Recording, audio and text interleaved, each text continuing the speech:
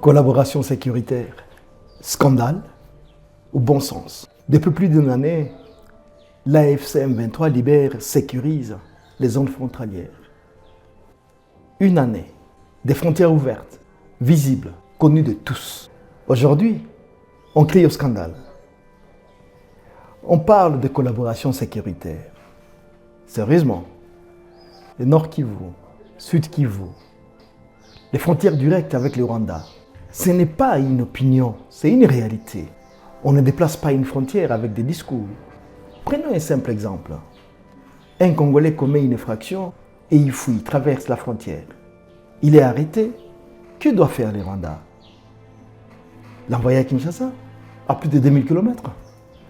Ou le ramener au lieu où l'acte a été commis? N'est-ce pas un simple bon sens sécuritaire? Regardons, les commerçants. Chaque jour, des Congolais vont au Rwanda et des Rwandais viennent entrer au Congo. Ce n'est pas seulement pour l'économie ou ce n'est pas seulement de l'économie, c'est aussi la sécurité, la santé, le contrôle, la coopération. Peut-on commercer sans collaborer? Parlons des FDLR, de ces forces négatives, des génocidaires arrêtés dans les zones libérées. Que faut-il faire? Les envoyer à Kinshasa pour un tourisme ou les renvoyer dans leur pays d'origine, conformément au droit international bien sûr, ou conformément au bon sens? Certains ont été rapatriés. Avec qui? Il y a les M23, il y a le Rwanda, il y a les Nations Unies, en coopération. Et c'est un crime. Ou est-ce simplement le fonctionnement normal de la sécurité internationale? Maintenant, de vraies questions se posent.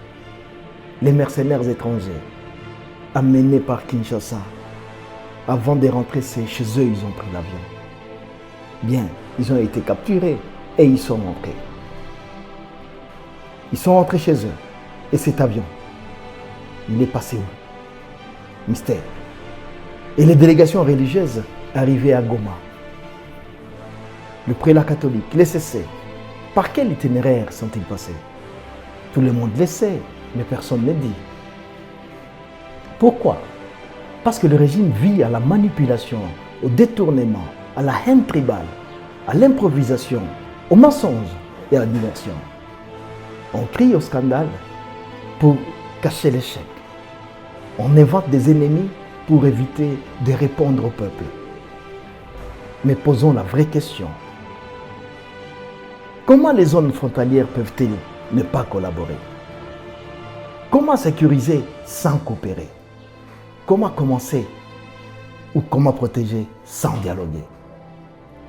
Un peuple peut être patient.